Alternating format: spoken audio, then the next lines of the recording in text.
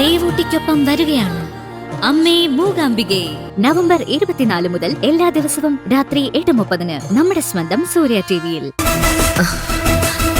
ആ പ്രത്യേക സാഹചര്യത്തിൽ ഞാൻ മൗനം കൊണ്ട് ചേച്ചിക്ക് വാക്ക് കൊടുക്കേണ്ടി വന്നു. എന്ത്? സാറിനൊരു ജീവിതം തരാൻ ഞാൻ തയ്യാറാണെന്ന്. സുജാതെ, സാറിന് വിരോധമില്ലെങ്കിൽ സാറിനൊരു നല്ല ജീവിതം തരാൻ ഞാൻ തയ്യാറാ. പക്ഷേ എനിക്ക് ചില കണ്ടീഷൻസ് ഉണ്ട്. എന്ത് കണ്ടീഷൻ? സാറിന്റെ കുഞ്ഞ് നമുക്കൊരു ബാധ്യതയാ.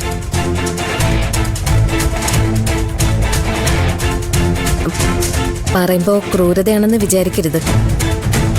എനിക്ക് ഒരു കുഞ്ഞുണ്ട്. അവളുടെ ഭാവിയാ എനിക്ക് വലുത്. സാറിന്റെ കുഞ്ഞിനെ ഒഴിവാക്കി എന്റെ കുഞ്ഞിനെ സ്വന്തം മകളായി നോക്കാൻ സാറ് തയ്യാറാണെങ്കിൽ സാറിനൊരു ജീവിതം തരാൻ ഞാനും തയ്യാറാ. ആത്മജ ചേച്ചിയുടെ മോഹം പോലെ നമുക്ക് ഒരുമിച്ച് ജീവിക്കാം.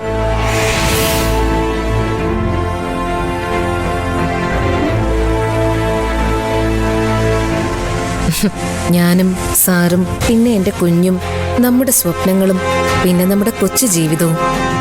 പക്ഷെ ഒരു കാരണവശാലും നമ്മുടെ ജീവിതത്തിൽ സാറിന്റെ കുഞ്ഞൊരിക്കലും കടന്നു വരാൻ പാടില്ല.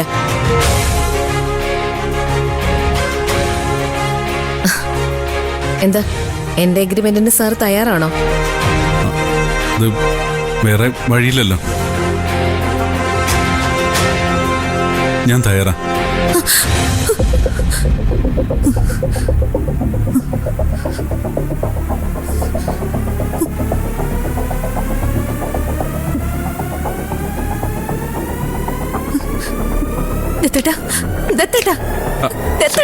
എന്തുവാടി?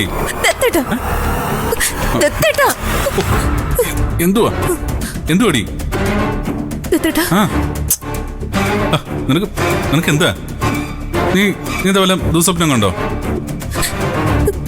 പിന്നെന്തിനാ ഇങ്ങനെ പകച്ചു നോക്കുന്നേ? അത് എന്റെ കുഞ്ഞു ദത്തനൊരു ബാധ്യതയാണോ? എന്തോന്നു? ഞാൻ ചോദിച്ചതിന് ഉത്തരം പറ. എന്റെ കുഞ്ഞ് ദത്തനൊരു ബാധ്യതയാണോന്ന്. നിന്റെ കുഞ്ഞോ? അമ്മീ, ഇത് നമ്മുടെ രണ്ടുപേരുടെ കുഞ്ഞല്ലേ?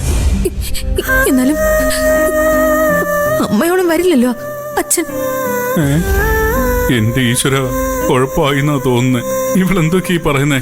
ഞാൻ എന്ത് പറഞ്ഞാലും അത് അപകടം. ദത്തേട്ടൻ ഇപ്പൊ നന്നായിട്ട് ആലോചിച്ചപ്പോ ബോധ്യപ്പെട്ടല്ലോ. എന്തോന്ന്? അല്ല, ഞാനില്ലാതെ കുഞ്ഞിനെ ഒറ്റയ്ക്ക് നോക്കാൻ ദത്തേട്ടന് ബുദ്ധിമുട്ടാവുമെന്ന്. ആമി, അതിന് നീ എവിടെ പോകാന്? അല്ല, മനുഷ്യന്റെ കാര്യമല്ലേ. നാളെ എവിടെയെങ്കിലും പോണെന്ന് വന്നാ അങ്ങനാണേ കൂടെ ഞാനും വരാം. പോരെ? കൂടെ വരാൻ പറ്റാത്ത സ്ഥലമാണെങ്കിലോ? ഏത് ഉഗാണ്ടയിലേക്കാണെങ്കിലും 2 ടിക്കറ്റ് കിട്ടുമല്ലോ. ഒന്നിച്ച് ടിക്കറ്റ് കിട്ടാത്ത സ്ഥലമാണെങ്കിൽ എന്റെ കുഞ്ഞിന് വേണ്ടി ദത്തേട്ടൻ സഫർ ചെയ്യുന്നത് എനിക്ക് സഹിക്കാൻ പറ്റില്ല. ആമി, അതെ, നേരം ഒരുപാടായി. നീ കിടന്ന് ഉറങ്ങാൻ നോക്ക്.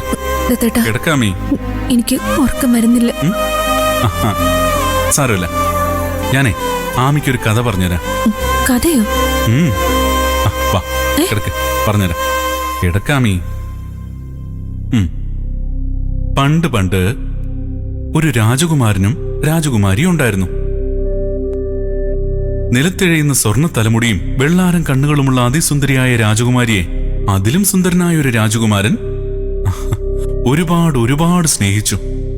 അങ്ങനെ ഒരു ദിവസം രാത്രിയില് അവര് നിലാവിന്റെ നെറുകയിൽ കിടന്നുറങ്ങുമ്പോ ദുഷ്ടനായൊരു രാക്ഷസം വന്ന് അവളെ തട്ടിക്കൊണ്ടുപോയി. അയാൾ അവളെ 7 നിലയുള്ള കരിങ്കൽ കോട്ടയുടെ മുകളിൽ തടവിലാക്കി. രാജകുമാരിയെ തേടി കണ്ണീരോടെ രാജകുമാരൻ തന്റെ വെള്ളക്കുതിരപ്പുറത്ത് യാത്രയായി. നാടായ നാടു മുഴുവൻ രാജകുമാരിയെ തേടി ആ രാജകുമാരൻ അലഞ്ഞു.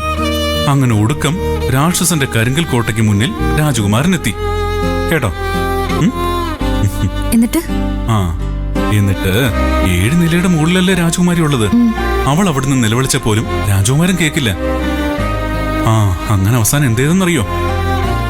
അവൾ അവളുടെ സ്വർണ്ണ തലമുടി ജനാലിലൂടെ താഴേക്ക് ഇട്ടുകൊടുത്തു. അവൻ ആ തലമുടി പിടിച്ച് മുകളിലേക്ക് കേറി ചെന്നു.